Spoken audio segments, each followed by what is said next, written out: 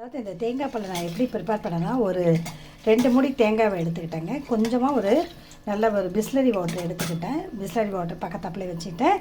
அந்த தேங்காவை குட்டி குட்டியாக கட் பண்ணிவிட்டு மிக்சியில் போட்டுட்டு அதில் கொஞ்சோண்டு உப்பு போட்டுட்டு ஒரு 4-5 ஏலக்காவை போட்டுட்டு நல்லா அரைச்சி எடுத்துட்டு அந்த சக்கையெல்லாம் ரிமூவ் பண்ணிவிட்டு ஒரு 250 ml வர மாதிரி 200 250 ml வர மாதிரி ரெடி பண்ணிட்டேங்க. ரொம்பவும் திக்காக இல்லாமல் ரொம்பவும் தண்ணியாக இல்லாமல் மீடியம் ஸ்டேட்டஸுக்கு அதை கொண்டுட்டு வந்துட்டேன். ஏற்கனவே நான் வந்து ரைஸ் பாயில் பண்ணி வச்சுருக்கிறேன்.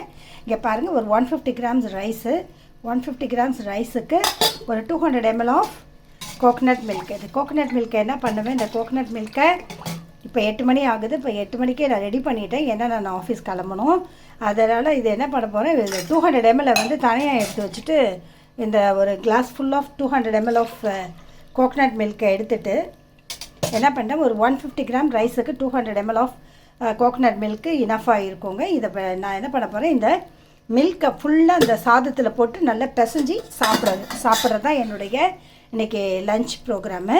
இப்போ நான் என்ன பண்ண போகிறேன், இந்த கோகனட் மில்க் வெளியிலே இருந்ததுன்னா அந்த ரூம் டெம்பரேச்சருக்கு அது ஸ்பாயில் ஆகிடும். அதுவும் வெயில் காலம் வேறு. அதனால் நான் என்ன பண்ண போகிறேன், இந்த மில்க்கை அப்படியே எடுத்து ஃப்ரிட்ஜில் வச்சுட்டு என்ன ஒரு 12 o'clock அந்த மில்க் மட்டும் எடுத்துகிட்டு ரைஸ் நல்லா அதே ரூம் டெம்பரேச்சர்லேயே இருக்கலாம். அந்த பாலை எடுத்து பாலில் ஒரு 4 ஸ்பூன் வந்து சுகர் ஆட் பண்ணிட்டேன். இந்த தேங்காய் பாலில் என்னென்ன ஆட் பண்ணியிருக்கேன், லிட்டில் பிட் சால்ட்டு, ஒரு 4-5 ஏலக்காய், அப்புறம் வந்து சுகர் அரைச்சி எடுத்ததுக்கப்புறம் தான் சுகர் ஆட் பண்ணணும். சுகர் 4 ஸ்பூன் சுகர், கிட்டத்தட்ட ஒரு 50 கிராம் சுகர் ஆட் பண்ணியிருப்பேன். ஆட் பண்ணிவிட்டு இப்போ எடுத்துகிட்டு போய் ஃப்ரிட்ஜில் வச்சுருவேன். 12 o'clock மேலே லன்ச் நான் சாப்பிட்ற டயத்தில் இந்த ரைஸை எடுத்துகிட்டு தேங்காய் பாலை ஃப்ரிட்ஜில் எடுத்துகிட்டு நல்லா அதை பிசைஞ்சு சாப்பிட வேண்டியது தாங்க. ரொம்ப ஹைஃபையான ஃபுட்டாக இருக்கும். இதில் வந்து கேஸ்ட்ரைட்டிஸ் வராது உங்களுக்கு.